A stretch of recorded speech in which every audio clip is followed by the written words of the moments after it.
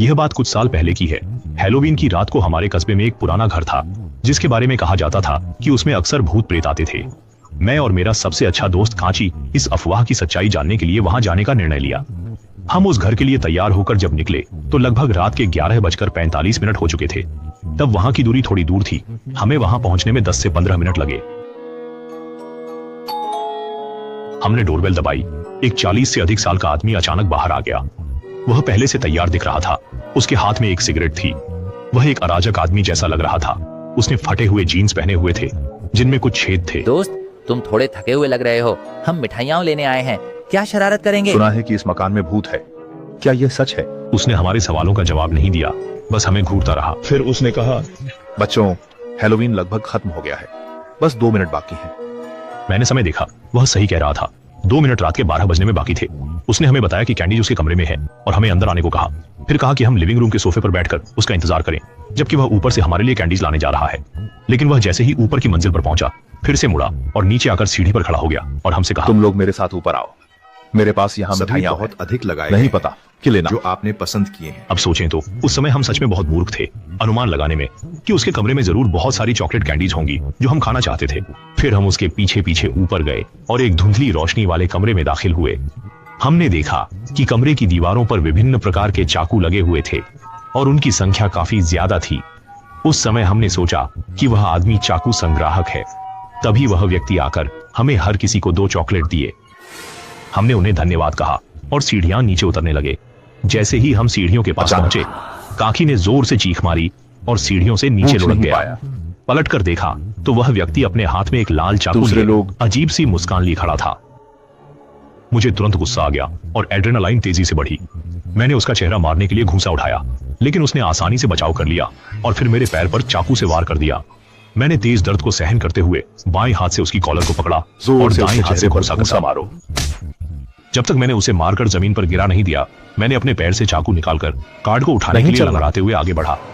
जब मैंने कार्ड को उठाया तो पाया कि उसकी पीठ पर खून ही खून था। उस घर से भागने के बाद मैंने तुरंत पुलिस को फोन किया और पुलिस जल्दी वहां पहुंच गई। मैं और कांची एम्बुलेंस में चढ़ गए। चिकित्सा कर्मियों ने मुझे बताया कि मेरी टांग में कोई गंभीर चोट नहीं है और यह जल्द ही ठीक हो जाएगी। लेकिन कांची की पीठ पर 2 बार चाकू मारे गए थे, जिससे अधिक खून बह गया और स्थिति बहुत अच्छी नहीं दिख रही थी। लेकिन कांची अस्पताल में 5 महीने बाद धीरे धीरे स्वस्थ होने के बाद ही मैंने चैन की सांस ली। घटना के अगले दिन पुलिस ने मेरे माता पिता को बताया कि वह व्यक्ति एक वांछित हत्यारा था जो इसी तरह के तरीके से कई बच्चों की हत्या कर चुका था। जाहिर है हम भाग्यशाली थे। वह व्यक्ति अपनी बाकी की जिंदगी जेल में बिताएगा। उसके बाद से मैं फिर कभी किसी अजनबी के घर नहीं गया। आज तक मैं डर महसूस करता हूँ। अगर तब मैं न भागा होता तो निश्चित रूप से उस घर से जीवित नहीं निकल पाता। पास गंभीर सामाजिक भय है। मेरे पास न एक दोस्त है न एक कुत्ता। दूसरे लोग पीछे से कहते हैं कि मैं मर चुका हूँ। एकमात्र चीज जो मुझे खुशी देती है वह है अकेले पूरे सिनेमा को बुक करके फिल्म देखना, और मैं हर रविवार ऐसा ही करता हूँ। मैं फिर से सिनेमा घर आया। जब मैं फिल्म के शुरू होने का इंतजार कर रहा था, एक हैंडसम आदमी मेरे पास आया और मुझसे बात करने लगा।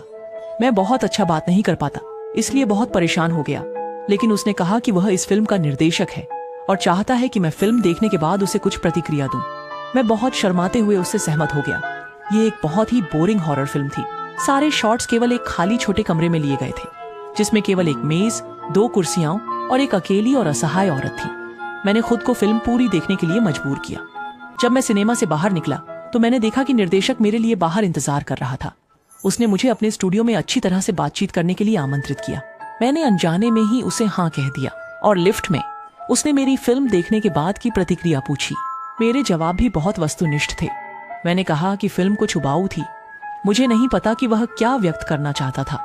उसने कुछ नहीं कहा। हम जल्दी ही उसके स्टूडियो पहुंच गए। मैं कमरे में जाने के बाद वह दरवाजे पर फोन करने लगा। मुझे लगा कि इस कमरे में कुछ गड़बड़ है और एक तरह की जानी पहचानी पहचान थी। जैसे ही मैंने मुड़कर देखा, उसने दरवाजा बंद कर दिया है। मैं उसकी अगली फिल्म की अभिनेत्री बन गई हूँ।